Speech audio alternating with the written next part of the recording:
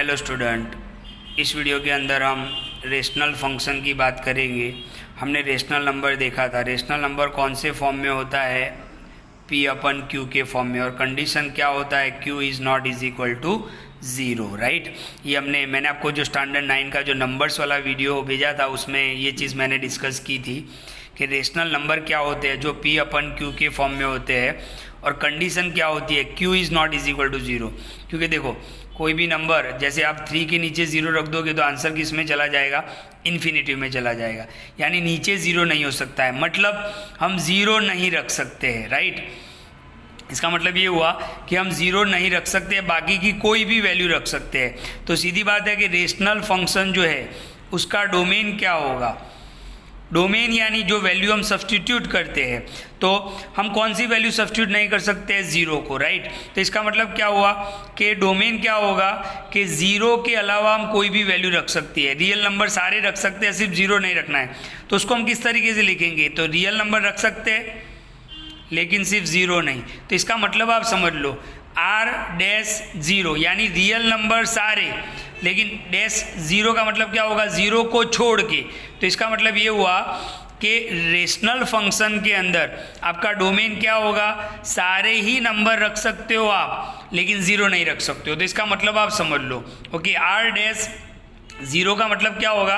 All real number except 0, यानी 0 के अलावा कोई भी आप रियल नंबर रख सकते हो, ओके। और इसका रेंज क्या होगा? आपको जो भी आंसर मिलेगा वो रियल नंबर से ही मिलेगा, ओके।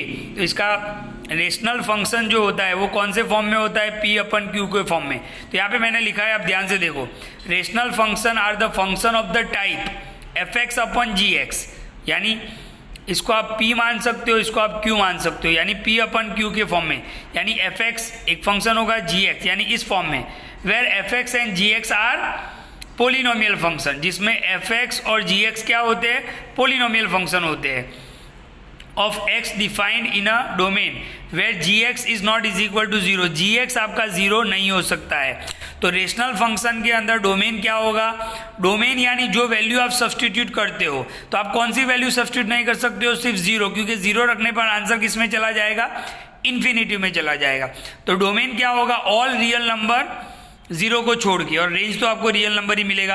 तो आपको ये खास ध्यान रखना है कि रियल फंक्शन रेशनल फंक्शन के अंदर डोमेन और रेंज क्या होगा।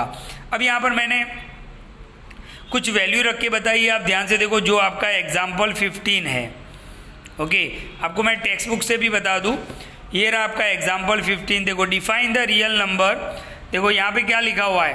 फंक्शन को डिफाइन किया गया है, ये और ये आपका डोमेन है और ये आपका रेंज है। f(x) इज इक्वल टू क्या दिया हुआ है? 1/x। देखो f(x) is equal to 1/x, तो ये क्या होगा? रेशनल फंक्शन होगा, क्योंकि P/Q के फॉर्म में है। तो डोमेन आपको क्या लेना है? 0 नहीं लेना है, सारे नंबर लेने हैं। तो आप यहाँ पे देखो, x की वैल्यू आप कोई भी ले सकते हो। देखो 0 कहीं पे भी नहीं मिलेगा आपको, ओके। तो ये सारी ऊपर की जो है वो x की वैल्यू है, जो हम किस फंक्शन में रखेंगे? इस फंक्शन में रखेंगे। यानी x की वैल्यू हम क्या रखेंगे? 2 रखेंगे, x की वैल्यू 1.5 रखेंगे, x की वैल्यू 1 रखेंगे, x की वैल्यू 0.5 रखेंगे, x की वैल्यू 0.25। तो ये सारी वैल्यू हम रख सकते हैं। तो ध्यान से देखो, यहाँ पर मैंने बता दिया है कि x की वैल्यू अगर मैं -2 ले रहा हूँ तो फंक्शन क्या है मेरा? 1/x। इसकी जगह पर मुझे -2 रखना पड़ेगा, तो आंसर कितना आएगा? -0.5। इस तरीके से अगर मैं -1.5 रख रहा हूँ तो इतना आंसर आएगा। आप कैलसी में चेक कर सकते हो। अगर मैं -1 रख रहा हूँ तो मुझे आंसर -1 मिलेगा। अगर मैं -0.5 ले रहा हूँ तो मुझे -2 मिलेगा। इस तरीके से सारे आंसर मुझे मिलेंगे। तो डोमेन क्या होगा? रेशनल फंक्शन में डोमेन क्या होगा? सारे रियल नंबर रख सकते हो आप, किसको छोड़ के? 0 को छोड़ के। तो रेंज आपको क्या मिलेगा? रियल नंबर ही मिलेगा, ओके। इसका ग्राफ कैसा आएगा तो मैं आपको बता दूं। इसका ग्राफ कुछ इस टाइप आएगा जब आप ड्रॉ करोगे। तो देखो यहाँ पे क्या लिखा हुआ है? The domain is all real number except 0, यानी आपका डोमेन क्या होगा? सारे रियल नंबर लेकिन 0 को छोड़ के। एंड रेंज क्या होगा? Range is also all real numbers accept 0। Range में भी 0 नहीं आएगा कहीं पे भी। तो उसका ग्राफ कुछ इस तरीके से होता है। अच्छा, रेंज में भी हम लिख सकते हैं कि भाई सारे रियल नंबर आएंगे लेकिन आंसर 0 नहीं आएगा। देखो यहाँ पर भी मैं करेक्शन कर देता हूँ।